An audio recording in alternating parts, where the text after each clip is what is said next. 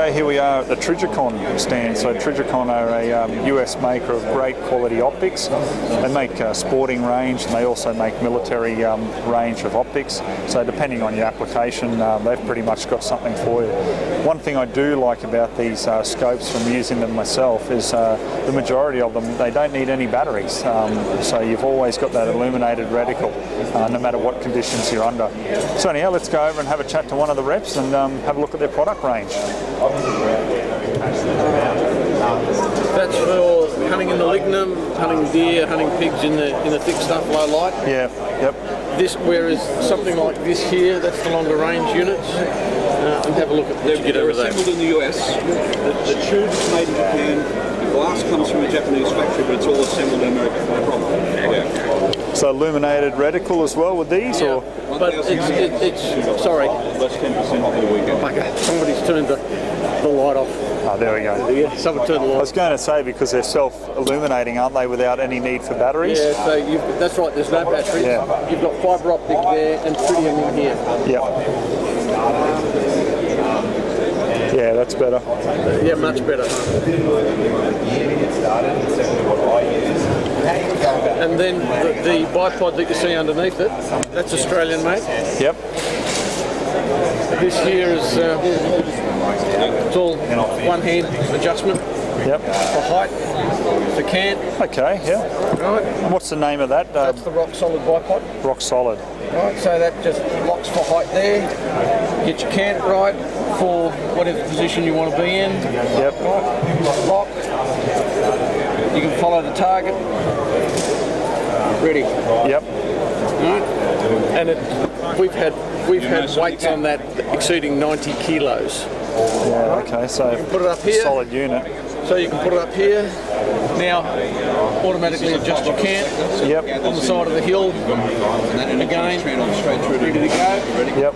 But if you're shooting in the dark and there's not enough light, there's also a tritium lamp inside, and the tritium is on. Fine adjustment. Yep. Coarse, quick adjustment. So they just connect to the normal sling swivel studs? That's all this. That one is inserted. That one sits on the sling swivel studs. Right, okay. Whereas this one up here,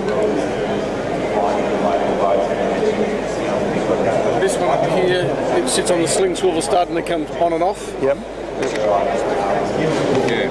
Nice. You can fine adjustment there. Yep. Yeah, very nice. And what's the retail on these bipods? The retail on this one here is $295. Yep. And both this one and this one are $150. Okay. But this one requires gunsmithing fitting. This one you can take on and off with a screw. Yes, you can. Yep. In no time flat. Yeah, pretty easy. Yep. Absolutely. Okay. We also do this product here, which is called Ozzie. Yep. Swears by green. And what's that? Is that like a G96 or something? An overall gun care? Yes, but it's a synthetic oil as opposed to the distillate type. Right. Okay. So you get a drop of it. Yep. And get it in a glass of water. It'll sink straight to the bottom. Oh, okay. Which means the water can't penetrate. Yeah. Yep. And more than that, it actually in half an hour it dries, and it's actually a dry lubricant. Right. And the thing that's really good about that is dust doesn't collect on it. Yeah. Okay. That's what they're using in Afghanistan and Iraq. I was just about to say, for people who are out, sort of hunting, and I mean even out in rural areas, way out where you're getting around a lot of dust and dirt and that, that'd be ideal. Its number one claim to fame though is it's the best rust preventative on the market. Yep. And what's that retail for? About $18. Yeah, you can't argue with that price, can you? I'm still using my first container. Yep. I have quite a number of firearms that I use and maintain on a regular basis. Yep. And I'm not halfway through my first can yet. Well, that's good, and so you should have a lot of firearms too. We all should. So, can you just give us a little bit of a rundown on the ACOGs? Because for people who might want to put them on, say, like some sort of like a carbine style firearm, like a Remington 7615 or something like that. I'd rather recommend something like the RMRs. Yep. Because the ACOG style was designed for 223 and low recoiling semi-autos. Yep. The eye relief is very short. Yep. Works extremely well on the military application. But if you're looking for fast no eye relief management issues. This does exactly the same job. It's a lot cheaper, incredibly robust. You can lie it in a bucket of water, you can lie it in a bucket of mud, wash it off, and it's right to go. It's just... So the only difference between obviously this site and the ACOGs is obviously that's not magnification. That'd be the only difference. That's exactly the only difference. Okay. Have a quick look through that. So you've got a battery version, and then you've got the fibre optic version. And it does exactly the same job.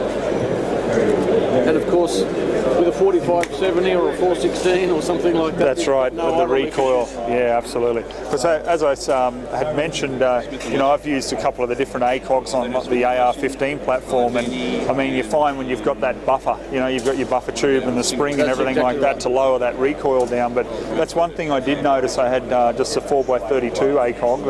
I think it was the TA31, and I noticed with that, like, yeah, you really had to get up close. Like, exactly right. But that's a combat role and different gear, and whereas this equipment here is geared around hunting and a different application. Yeah, that's right. Yeah. This is the sort of stuff the helicopter shooters use. And the guys that are using big recoiling lever action guns in the scrub chasing pigs or deer in the twilight, dawn and dusk. And what sort of battery life do you get out of one of these? 35,000 hours. 35,000 hours. Okay, well that's going to last you a long time. And on that one up there, which is a fibre optic one, no battery at all. It just lasts the same, and it's actually cheaper. Okay. So what's the retail on these? The battery version is about 600. The fibre optic is about 500. Okay. So yeah, I mean, and these would be ideal too, I'd imagine, for people to put on top of a Picatinny rail on a handgun and things like that. That's exactly what they're used for. You could use it like a dual roll. Yes. And things like that. So. And occasionally you'll even find them sitting on top of an ACOG, or indeed on top of other optics. Okay. All right. Well, that's excellent. All right. And if people want to find out a bit more about Trijicon, is there a specific website here in Australia they should have a look at, or just go to the main website? Or we just use the main American website. The Australian website only gives you the local contact us details. But if you're looking for bipod information, EZOX, or any of the stuff on the GS custom projectiles, we've got a whole bunch of brochures over there you can take. Okay, so most people, if they want more on the Trijicon, they can just go trijicon.com, I'm assuming, is the website? That's exactly right. And in fact, I think you'll probably find it there on the brochure. Okay, excellent. All right, mate. Well, thanks for your time. Much appreciated. Thank you. Cheers. You want to take some brochures there before? Yeah, we'll do.